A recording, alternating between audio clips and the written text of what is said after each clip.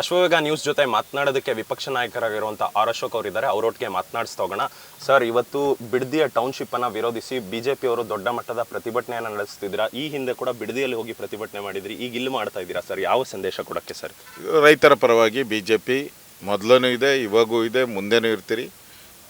ಇದು ಬಿಡದಿ ಅಂತ ಅಂದಲ್ಲ, ಇಡೀ ಕರ್ನಾಟಕದ ರೈತರಿಗೆ ಕಾಂಗ್ರೆಸ್ ಸರ್ಕಾರ ಒಂದು ರಿಯಲ್ ಎಸ್ಟೇಟ್ ಏಜೆನ್ಸಿ ಥರ ಲೇಔಟ್ಗಳನ್ನು ಮಾಡಿ ಬೆಂಗಳೂರು ಸುತ್ತಮುತ್ತ ಜಮೀನನ್ನು ಕಬಳಿಸುವಂಥ ಪ್ರಯತ್ನ ಮಾಡ್ತಾಯಿದ್ದಾರೆ.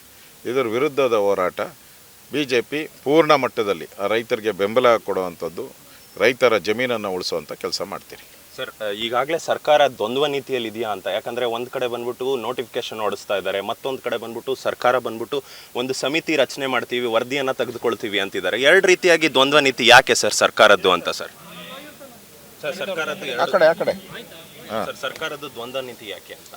ಒಂದು ಕಡೆ ನೋಟಿಫಿಕೇಶನ್ ಕೊಡ್ತಾ ಇದ್ದಾರೆ, ಮತ್ತೊಂದು ಕಡೆ ಸಮಿತಿ. ಇಲ್ಲಿ ಸರ್ಕಾರ ರೈತರನ್ನು ಮೋಸ ಮಾಡುವಂಥ ಪ್ರಯತ್ನ ಮಾಡ್ತಾ ಇದ್ದಾರೆ, ರೈತರಿಗೆ ಅನ್ಯಾಯ ಮಾಡ್ತಾ ಇದ್ದಾರೆ. ಒಂದು ಕಡೆ ರಾತ್ರಿ ನೋಟಿಫಿಕೇಶನ್ ಮಾಡ್ತಾರೆ, ಇನ್ನೊಂದು ಕಡೆ ಕೊಟ್ಟರೆ ಜಮೀನು ತಗೊತೀರಿ ಅಂತ.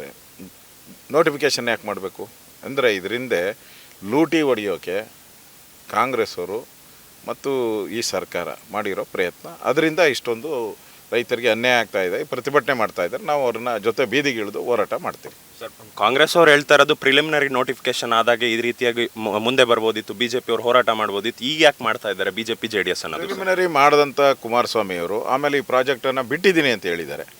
ಅದಾದಮೇಲೆ ಇವ್ರು ಯಾಕೆ ಆ ಪ್ರಾಜೆಕ್ಟ್ ಅಂತ ತಗೊಂಡ್ರು? ಕುಮಾರಸ್ವಾಮಿ ಕೂಸು ಅನ್ನೋದಾದರೆ ಆ ಕೂಸು ನೀವು ಯಾಕೆ ಎತ್ಕೊಂಡಿದ್ದೀರ? ನಿಮ್ಮ ಕೂಸು ನೀವೇ ಎತ್ಕೊಳ್ರಿ. ಕುಮಾರಸ್ವಾಮಿಗೆ ಬಿಡಿ.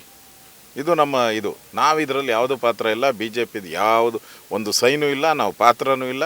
ಅದರಿಂದ ನಮ್ಗೆ ಧೈರ್ಯ ಇದೆ, ಹೋರಾಟ ಮಾಡ್ತೀರಿ. ಸರ್, ಕೊನೆಯದಾಗಿ ಸರ್, ಯಾವ ರೀತಿಯಾಗಿ ಮುಂದುವರಿಸ್ತೀರಾ ಇದೇ ಹೋರಾಟನ? ತಾರ್ಕಿಕ ಅಂತ್ಯ, ಅವ್ರ ರೈತರ ಜಮೀನು ರೈತರು ಕೊಡಿಸೋವರೆಗೂ ಮಾಡ್ತೀರಿ. ಅಧಿವೇಶನದಲ್ಲೂ ಕೂಡ ಇದನ್ನು ಮೊದಲ ವಿಷಯವಾಗಿ ತಗೊತೀರಿ.